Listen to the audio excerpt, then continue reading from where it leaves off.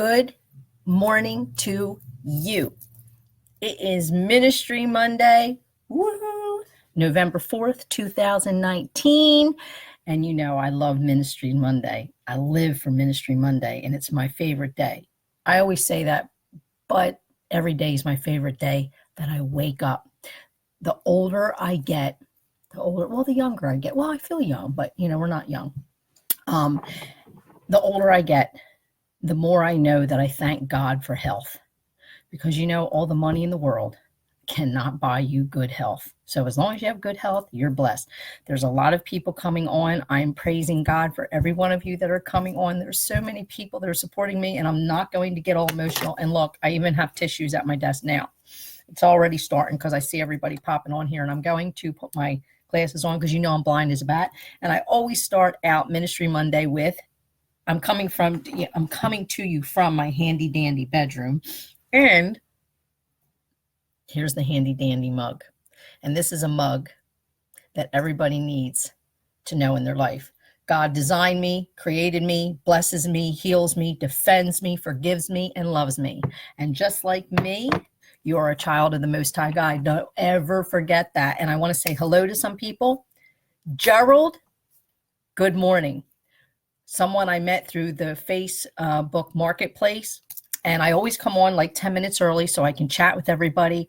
Hello to Debbie Funk, Gerald, hi Alicia, Sharon, Michael, George. Hi George again.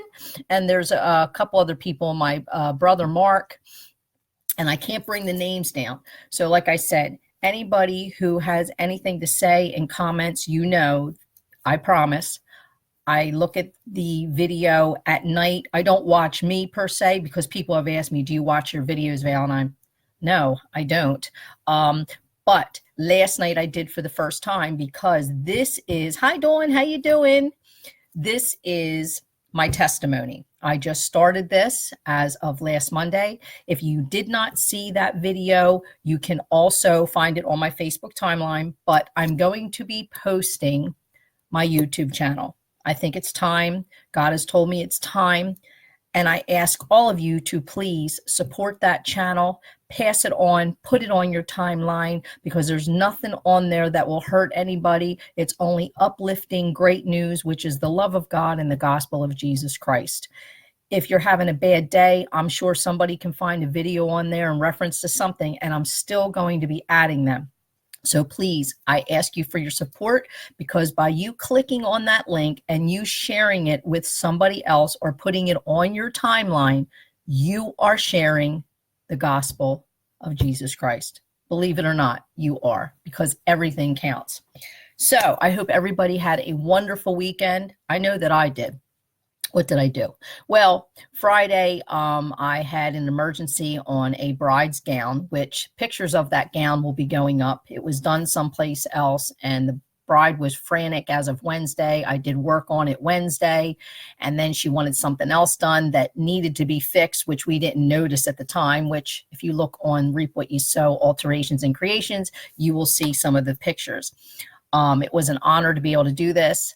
They invited me to the wedding. I was so honored, but on Saturday, I wasn't feeling that great. I was actually just tired, mentally and emotionally tired. I'm sure everybody has one of those days.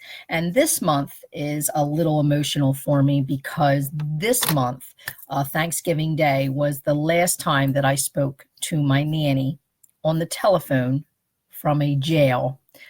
And then she eventually went home to be with the Lord. So, I think a lot during this month. And so that was Saturday, and I did so much around the house that needed to get done. And then on Sunday, I don't even remember half of what I do. Sunday, I was here doing I am on Quora, Quora. And I just got asked to be a part of their program, because I haven't even been on there for a couple months, and that's not my main priority. Ministry Monday and talking to all of you is my main priority first and foremost when it comes to God and doing his work. But on Quora, it's a Q&A type of situation, and it's interesting what people say to your answers, but I like answering questions. I don't really have a lot of questions to ask. I really don't, because I feel I have all my answers in my life in God's word, because I know he has a purpose and a plan for my life. I let him lead. So I really don't have many questions. And if I do have a question, I ask God in prayer to show me what he wants to show me. So my joy is answering questions. And I'm getting quite a bit of feedback to where my questions, the answers, just this month, I've had over 5,000 views just this month. And it's only November 4th. I said, wow, that number is kind of staggering to me. And then on the side, it shows that I've had over 100,000 views. So I appreciate anyone who is following me and supporting me on that too, because in all of my answers, you know, I don't give my opinion. There's man's opinion, and then there is God's word. And I'm going to have to start getting into my testimony. And here we go. I'm going to introduce myself for all of you that know me. My name is Valerie Gail Niesner, and my nickname is Miss Val. It was Little Val growing up, but it's Miss Val now because of my journey. I received that name from all the girls that I'm very close with. It just came about. I didn't ask for the name. They just started calling me Miss Val. And I think it has something to do with respect, something like that. But anyway, excuse me. So anyway, and for those of you who don't know me, my name is still Valerie Gail Niesner, and I'm known as Miss Val. And I'd like to welcome you, whether you know me or you don't, it doesn't matter. It's through my testimony that I want everyone to know what God did for me, in me, and through me, making me fit for Jesus Christ, not just like him, but conforming me towards him to be like him every single day. And he can do that for every one of you also. So I'm going to start by saying the last time I spoke, I ended my testimony. Chapter 1 in the beginning was when I kind of came to my downfall when my grandfather passed away. Again, I don't blame everything on that, but I didn't lean on truth, which is what the word of God tells me, and that I will see him again. So now we're going into chapter 2. Turn the pages, and I want to say hi to David. Hi, Jean. How you doing, honey? And Dorothy and Summer Rose and everybody. So I'm going to start now. And this is called Looking Away. Kind of speaks for itself if you think about it. Thank you for all the hearts and the thumbs up that are going through my screen. I have to learn that I have to keep speaking. And it's hard for me to ignore that, though, because I'm always wanting to say thank you to everybody. But I am going to try to hold off as much as I can until the end of each one of my videos. Looking away. Looking away is when you know the truth about Almighty God and you know his word. And we all know what is right and what is wrong. And it's so funny. My door just opened, and it's my cat, Samson. He's able to push the door open, but I'm going to ignore him. Go away, Sam. So anyway, thank you for the hearts. Looking away, not standing on truth, not trusting God, letting the enemy have a foothold. And that's what happened. In chapter 2 of my life, Looking Away, it's about many things, choices that I made, that when you don't think things through and the choices are not glorifying to God, you're in trouble. Because my grandmother always told me, compromise will only bring destruction. Don't compromise. If you're a Christian and you stand on the word of God, take stand on the word of God. Let Jesus be your rock. Let him be your foundation. Because when we don't, it also shows our faith. When this happened to me at this time in my life, Val, she's a Christian? You're kidding me. She loves the Lord. She's been in church all her life. She sings in church. My gosh, she was teaching Vacation Bible School. She was teaching children to sing. Yes, I did. But again, I always say, if it can happen to me, it can happen to anyone. And it's just how quick the enemy can come in, but God. When you're a child of the Most High God, if you read the story of Job, Job kept his faith. So did Moses. And I walked over here because I was mad at God. So I started looking away. Oh, I just took God and put him on the back burner. You know what? I'm going to do what I want to do. I'm mad. I'm just going to do what I want to do. And it just, something clicks inside of you. And it's called Satan. He just comes in and he starts showing you things that look so good. Oh, you don't want to go back home. You don't want to stay married. Look at you. You look halfway decent, got some money in your pocket, drive a nice car. Guys look at you, men look at you. Yeah, okay.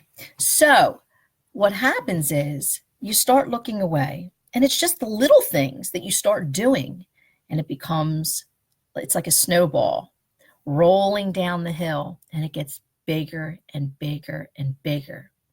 And chapter 3 will be where that snowball just crashed and busted into a million pieces. That's chapter 3. And I believe I'm going to call it God's Grace. So I started looking away and doing little things, such as wanting to go out all the time. Go out, to places and hang out with friends. It wasn't about going out and dating. I was married. And then it ended up getting to where, I was walking away from my marriage, slowly but surely. Wasn't paying attention, slowly but surely. And, things happen in a marriage where you become like two ships in the night, like this, because you're going to work. You're doing everything that you're doing every day. And my grandmother always said, don't burn the candle at both ends, because something will suffer. And I was always, I'll do it. Oh, I can help you with that. Oh yeah, sure. Just call. Oh, I can do that. And inevitably, somebody's going to suffer from that. And what was suffering was my family, because of the choices that I was making at the time. And it's little and subtle, but it just gets bigger and bigger. And what happened was, because of that, I was pulling away from Jeff. And at one point, things happened. And then, there's a filing for divorce. And I never wanted divorce, no matter what. I never did. It was what was pulling me and what happened to me that led to that. And things would just not go so well. You think everything looks good. And I say, when you look over that fence, you think the grass is greener. And again, it's only greener where you water it. And there's nothing but a bunch of weeds. Those weeds want to choke the living life out of you. And like I've said before, there's a python snake waiting to choke your last breath out of you. Thank God the snake didn't get me. But between that time up into the python snake, I was being choked and not realizing it at the time. And God was always there. There's a psalm that I wrote before I walk out that door, which I'll be sharing in our testimonies. I want to live my life for you, Lord, before I walk out that door. The verse, it goes like this. It's just you and I, Lord. What shall I do? You were always there for me. It was I who left you. I need you now more than ever before, to live my life for you before I walk out that door. That's a song I wrote before I got arrested, because I was I was distraught at this time when I wrote that song. And he never left me. I walked away from him. And that's what we do. Sometimes we will say, where's God in all this? He's not there. Oh, he's there. And what he does is he allows us. That's what's great about God. It's our own free will. That's why I say the choices you make today will be the mistakes you fix tomorrow. So he's right there. He's right there. But he said, okay, Valerie, I've given you everything you've ever wanted through prayer. You said you wanted this, this, and this. And I'm not saying God gives you everything, but I'm just saying I was very blessed. Home, marriage, children. And, like some people looked in and said, oh, perfect life. No. And I've always said no one has the perfect life. And with that said, God was right there. Okay, Valerie, go ahead. You want to look away from me? You think things are better out there and living the way you want to live? I have a purpose and a plan for your life. But my word will not return void, or my plans will not be interrupted or thwarted. But you go ahead. You go. And that's what he did. He let me go. But I had a grandmother that was on her knees all the time praying. Uh, she prayed without ceasing. So did my mother. So did many people. The churches. Hold on, I have to close my door. Hi. Many people were praying for me because they knew I was going down here on Lucifer Lane. I wasn't on Righteous Road. And even when we're on Righteous Road, it doesn't make us perfect. Things happen. But God was allowing me to make these choices and letting me go. And it got to the point where I felt like nothing was going right in my life. And, Jeff, for those who know him, he has a heart as big as this world. And again, I will say he never deserved anything that happened. But, as I go through this, the reason why I smile is because of the outcome where I am today. But during this time in my life, people that know me and always have known me, they said, Valerie's not herself. She's not the same person. I wasn't.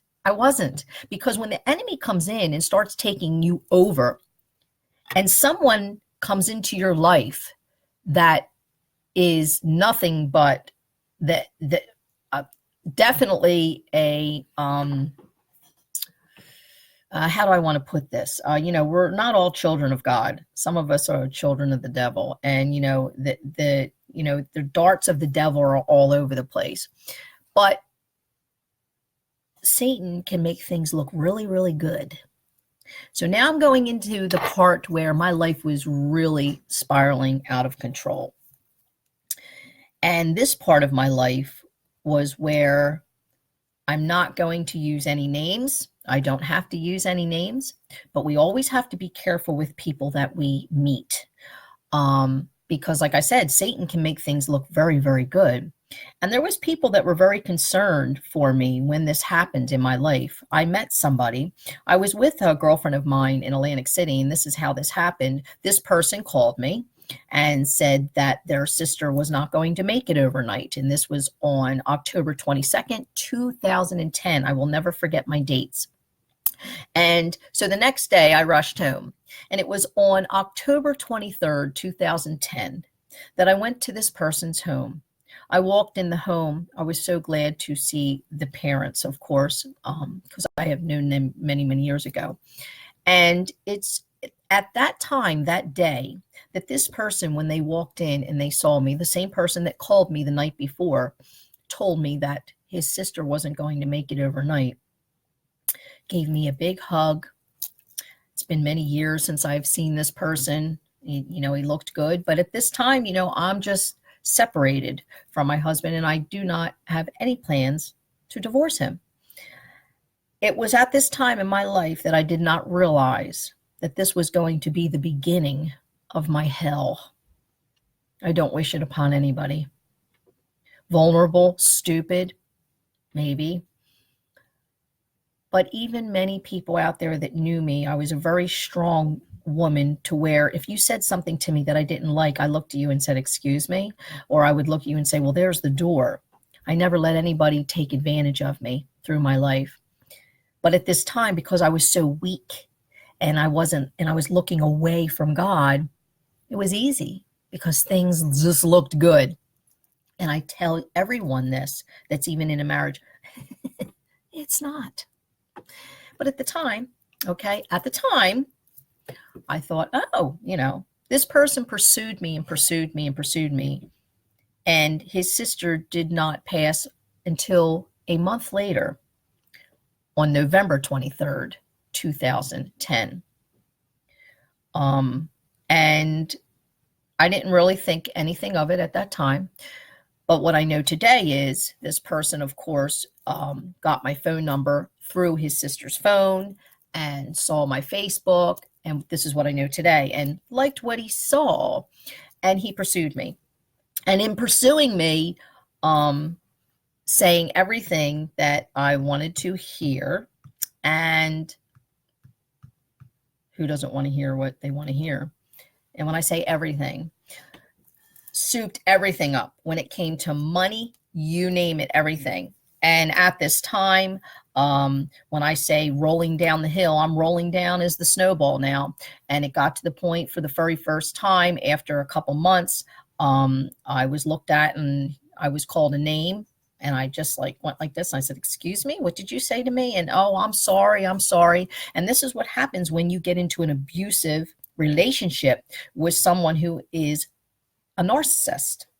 And no matter what, they're right, you're wrong, you're always doing wrong, everybody's wrong, they're right, no matter what.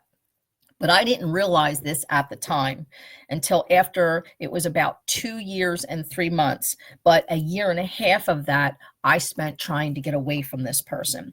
And during this time in my life, I was so desperate. It got to the point where money was being taken from me. Credit cards were used, promised to be paid. I was now within 3 months, $12,000, boom, like that on one card. And I felt like I had no control of anything. And then what happened was, because of all this money that was being used and what was being done, I was standing my ground to where you're paying this back. And that got me hurt a lot. And then the physical abuse came in, and it started the one day that I was pushed very hard. And I remember I got up, and even another person that was related to this person said, he has issues. And I was like, okay. But, now I was in so deep at one point, I felt like I could not get away. And it was very hard.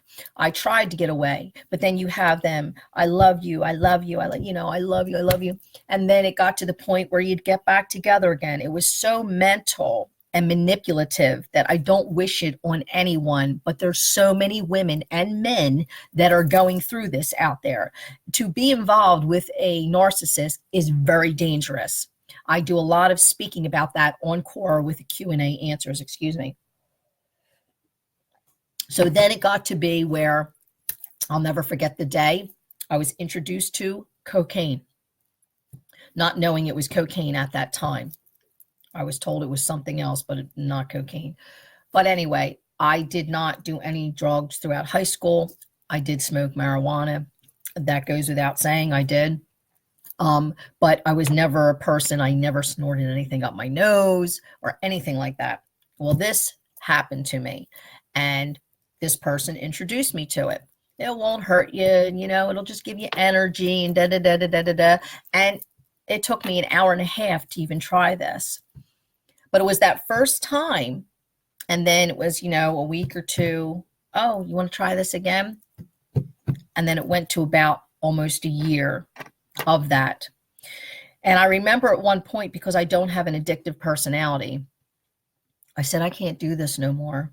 And it was after being tortured. There was one night that I was totally tortured for hours and hours and hours, in reference to many, many things, which I won't bring into this video. But I was kicked, I was hit, I was beat. I have pictures to where it doesn't even look like me. And these were pictures that were supposed to be brought out in my trial.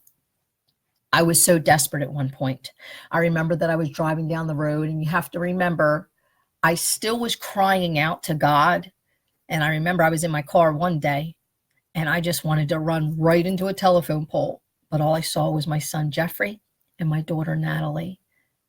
And I said, Lord, you need to help me. I can't keep doing this. It wasn't life. I wasn't living. Everywhere I went with this person, there was always a problem. It's because it's an abusive relationship. It's control. And that's what being in a relationship with a narcissist will do to you. And there was many red flags that I didn't realize. I didn't even realize this person was married 3 times.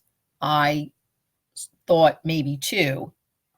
Okay. But, I don't judge. I try not to judge people. And this was in the very beginning. And then I found out that there was actually 3 after a while. And I was like, oh my gosh, and that this person was getting divorced from this person. And then it was stated to me, you're not staying with me unless you get divorced. And I was like, well, I don't want to, I'm not ready for that yet. And it was being pushed and pushed. And I'm skipping over a lot of things, but it was like here, like mental, like I thought I was losing my mind. And I have to take you to the point where I remember the day, September 17th, 2011. Jeff and I were married 17 years. September 21st, 2011 is when we were in the courtroom. And Jeff didn't deserve any of this. It was Judge Becker. Jeff was crying and I was crying. And the judge went looking at both of us and he said, do you really want to do this? There was no words from Jeff and there was no words from me. Just tears, because I knew that it wasn't right. And I remember when Jeff and I walked out of that courtroom, Jeff looked at me. He said, Valerie. And I said, what? He said, it's only a piece of paper. And like it was like a bow and arrow that went through my heart. He walked with me down the corridor and we got on the elevator and we went downstairs and we sat on the bench outside for a couple minutes and he put his arm on my shoulder. He said, remember, Val, it's only a piece of paper. Right there, he was telling me no matter what, he's never going to stop loving me. And I felt the same. I just felt like I was so lost and that there was no way that I could turn back. I was like looking for someone to rescue me. There's people that had told me they wanted to come to the house where I was at and they wanted to pull me right out of it. And you know who you are because you told me that. How I wish you would have, but it wasn't part of God's plan for my life. So when I got in my car, this person called me, heard me crying. Is it done yet? I said, yes. Well, why are you crying?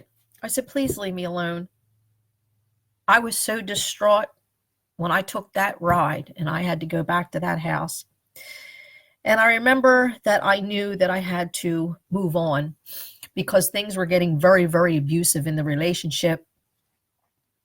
There's things that affect me today because of how hard I was hit. I'm actually going to an orthopedic surgeon soon. I'm waiting for them to call me in reference to a couple things. And it just got so bad that I just knew I had to get out or this person was going to kill me because you can only be hit so hard. And what people don't realize in my case also was at the time that the situation happened, I was not living at this house. I was not living there for approximately almost a year because I was trying to get away from this person, but I had a tracker on my car. He knew every place I went. He told me that. And then I realized that there was something that was on my phone. Narcissists can be very, very intelligent people, and there's levels of it.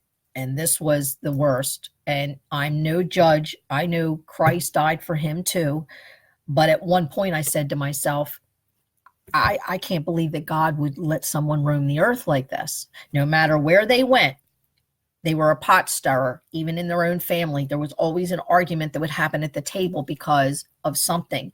And I just felt bad for everybody. I even felt bad for the exes. And there was just so many things that I felt bad about. And I just knew that I had to get away.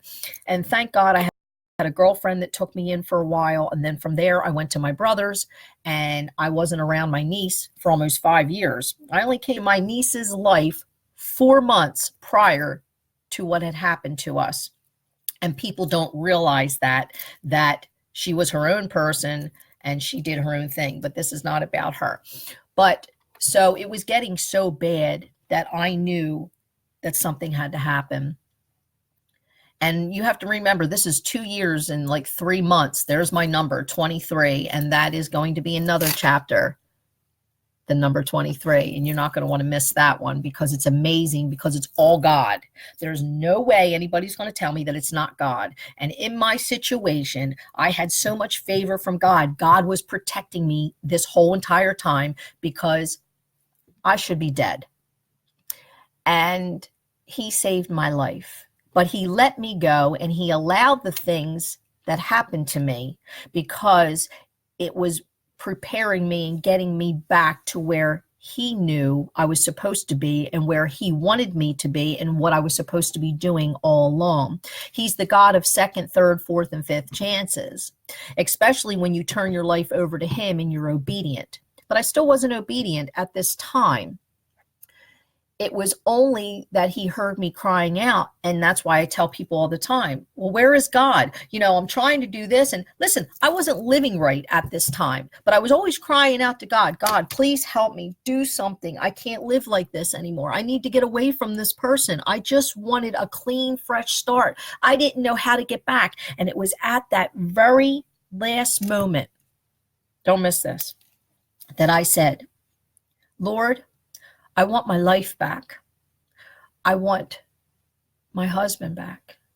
I want my children and the home, and I want to just clean. I want to run a sweeper. I just want to live again because I'm not living right now. I'm not living. And I knew I had to get away from all of this because the enemy looked so good. Even when it came to when I was doing cocaine, after a while you can start to where you're like, people need it when they get up in the morning. No, I was not allowing that. And I knew that I had to get away from all this. I just didn't know how. And it's at that point when you cry out to God because you are so desperate. This goes out to anybody who may be an addict, alcohol, things just aren't going right in your life and you're wondering why. You have to ask yourself, am I living the way God intends me to? I wasn't. But at the time when I cried out to him, and I am telling you, I was desperate because I didn't even call anybody. I didn't even know who to call. And one of the last persons that I spoke to was my girlfriend, Kelly Cogan. This is my Kelly. Many people may have seen her up on my Facebook timeline. Kelly was very precious to me because I grew up with her all my life. That's going to be in another one of my chapters. But as I was speaking to Kelly, I still have the text messages on my phone. She said, Valerie, he's going to kill you. You need to get away. But everybody was afraid to have me come to their house because they did not want him coming there because he would get irate. My one girlfriend, Kathy, offered me to come to her home. She was called by him. I know where you live. I just felt like my life would never be the same again. And I said, God, please help me.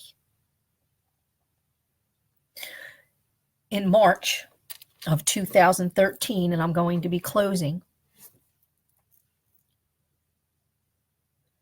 I was asked to come to this person's house, which again, I was not even living there at the time. Please know that there was a lot of write-ups. Don't believe everything you read because not even 85% of it was correct. They blow things up because they want to sell newspapers. They all know that now. And I don't want to make this about the case, but it was in March of 2013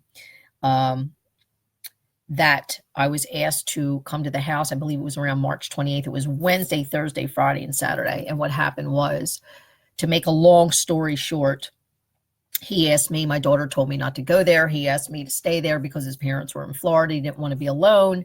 And I'm not going to go into everything that happened that weekend, but I will tell you that on Saturday night, it was 10 minutes of my life. And I was getting ready to go to bed. And they were all downstairs doing whatever they were doing. And I was watching TV. And at one point, I need you to take me to my friend's house and I need to get something. And I want to go now. And I said, well, I was going to bed. And I said, well, I don't feel like going anywhere. And well, you're going to. And I'm telling you, it was a very abusive relationship. So I just said, okay, whatever. I was glad to get rid of him, to tell you the truth. So I took him for a ride, gave him a ride. I went to Wawa. I went back home. And it was when he called me. I'm not going into, again, like all the phone calls and everything. So finally, he wanted me to come back and pick him up, but he didn't want me to bring my car. And I would have taken my BMW. He wanted me to bring his truck. I went back. I got him and brought him home. And he was just not being himself like he always was not himself. And all I know is after that night, things just were not right with him. He was being very nasty to me. And it was 4 days later. Was it 4 days later? Well, Wednesday, Thursday, Friday, Saturday. And I was supposed to leave there on Tuesday. And he got me to cancel an appointment. And I was supposed to go Wednesday to my lawyer and Thursday to my lawyer, which my lawyer kept the message on the answering machine because I was waiting. Now, this is Thursday. I was waiting for my car to come back because he wouldn't take his truck. The police called him down to the police station and he wanted my car. And I know now today why. But all I know is my life changed forever that day. And for many other people, especially a family that lost an innocent loved one.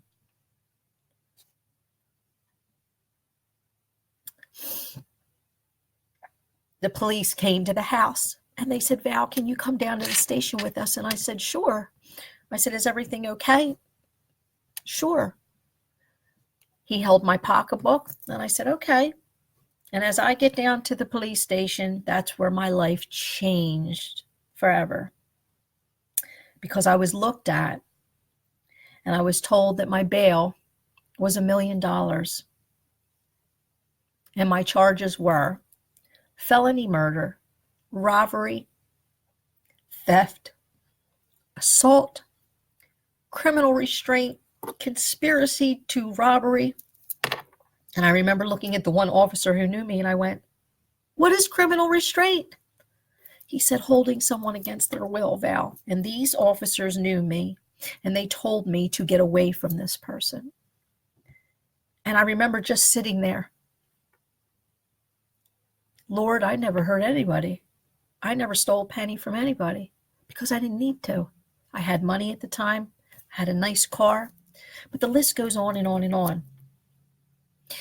But that's what my next chapter is going to be. It's going to be called God's Grace.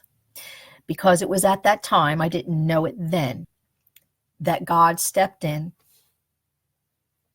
and saved my life. At the time, it didn't seem that way. Because trust me when I tell you, everything changed in an instant. Cuffs went on, everything was taken, and I did not realize that I was going to go on a journey that God had planned for me since I was born. What a journey it was when I look back today. But on April 4th, 2013, it will be a day I will never forget. And I will also never forget April 1st, 2013. An innocent man's life was taken for no reason at all inside that home. I did not know what went on inside that home. However, and I still don't know exactly what went on today, but God does. God does.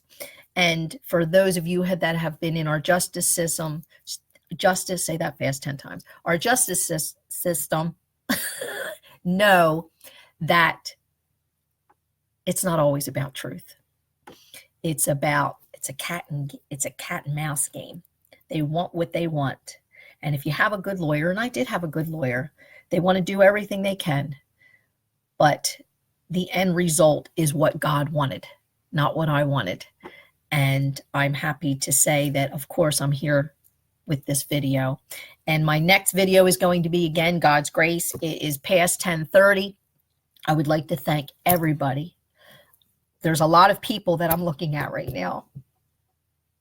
And I just want to say thank you for watching and your support, because if this can help one person, everything was worth it. It's not in vain.